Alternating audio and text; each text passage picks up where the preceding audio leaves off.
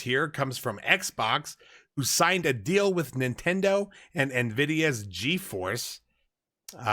They announced it was announced by Microsoft President Brad Smith, the 10-year agreement that will bring Call of Duty to Nintendo the same day as Xbox with full feature and content parity.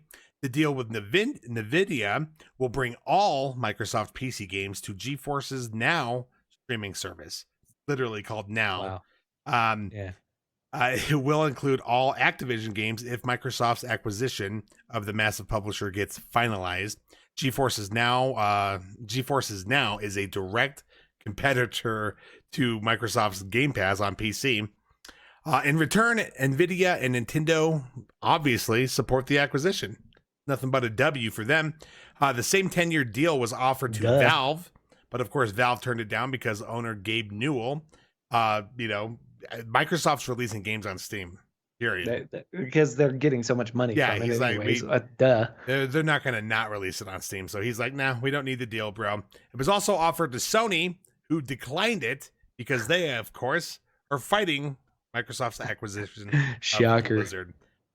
Shocker. What are your thoughts on this one, Zach? Okay, but can we all just for a second? Now, I know PlayStation fanboys are going to get really mad at this. They're going to get really heated about this. But PlayStation just doesn't want to play nice in the sandbox. What is happening? Look at all these other companies that are like, yeah, we got you supported. Let's go. High five. Let's go. Let's do it. Call of Duty. Let's play together. But boom, high five. You guys, we got your back.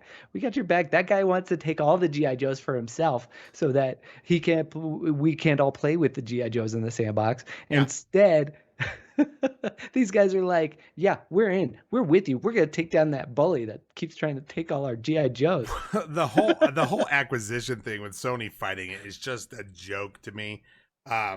What a listen. Move. It doesn't make sense. It's like they're playing Madden on easy and they like beefed all their characters up to 99. And they're just crushing everyone 70-0 every game. But they get super angry when a team scores one touchdown on them. That's basically what it's like. Because let's be real. Sony devours the gaming industry. They are leading it. I mean, they are. I think Tencent. I think Tencent's the only company that might have them beat on how big they are in the industry. Yeah. Sony's massive. They want this deal in perpetuity. They don't want just a 10-year deal. Even at first it was like, a 3-year thing, and Microsoft bumped it up to 10.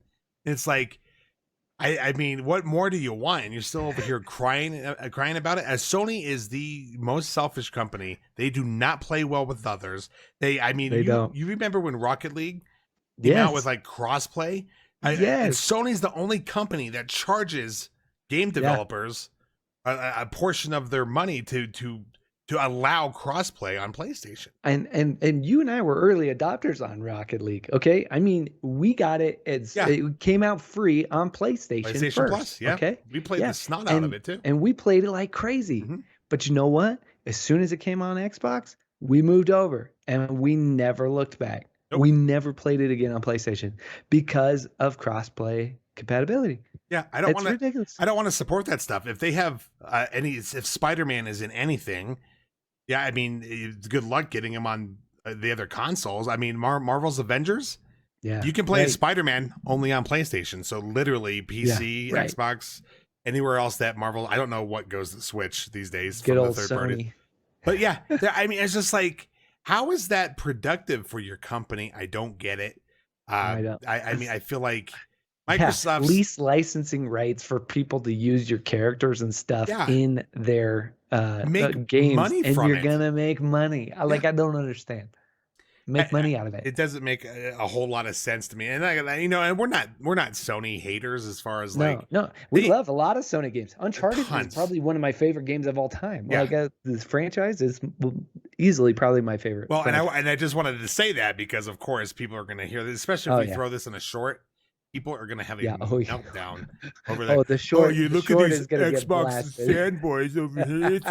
The acquisition of Activision is anti-consumer. Like, is it really though? I mean, Oh Microsoft's man, literally offering it, not they're making offering it. deals with They just everybody. signed a deal with Nintendo, who's a competitor, with Yeah, Nvidia's GeForce Now, who's a competitor, and to put their games on it, because Microsoft's like, hey, if we could make money from these other companies, even though they're our competitors. yeah. They're Hello. basically a third party publisher at this point. They don't even need an Xbox anymore. Right. How much money has Microsoft made on Minecraft at this point? Oh yeah. They learned a lesson and they went, I think we should just buy more companies. Well, yeah, Hello. and the whole fanboy war drives me nuts because the It's crazy. argument for a decade, 2 decades even, has been, oh, Microsoft doesn't have the games.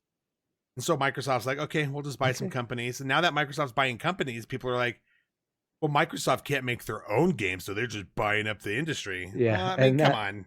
you're not allowed to buy all the games. Well, and Well, then people point out, hey, Sony purchases the companies too. You think Naughty Dog was, created by Sony? It wasn't. It right? was purchased by Sony. But you throw Exactly. that argument out, and then the goalposts move again, and it's, well, what major big AAA party games did they have back in 1999?